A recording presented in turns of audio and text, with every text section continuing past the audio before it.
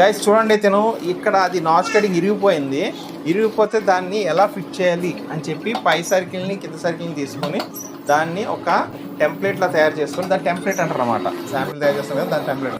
ఆ టెంప్లెట్ని ప్రాపర్గా గీసి ఒక ఎంత అయితే ఇరిగిందో దానికన్నా కొంచెం ఎక్కువ లెంత్ పెట్టుకోవాలి. ఎక్కువ లెంత్ పెట్టుకోవడం వల్ల ఏంటంటే మనం అదే సేమ్ పీస్ కాకుండా ఇంకొంచెం వెనక్కి కట్ చేసి, చూడండి మొత్తం మార్కింగ్ చేస్తుండో సేమ్ మార్కింగ్ చేసి, ఇది డివైడర్ అంటారు, కటింగ్ సెట్ డివైడర్కి మొత్తం డివైడర్ కనెక్ట్ చేసి నీట్గా కట్ చేశాడు. దాన్ని ప్రాపర్గా బెవిలేసి బాగా చేసి లేత్ మిషన్తో కూడా చేసి లేత్ మిషన్ మొత్తం క్లియర్గా ఫినిషింగ్ చేశాడు.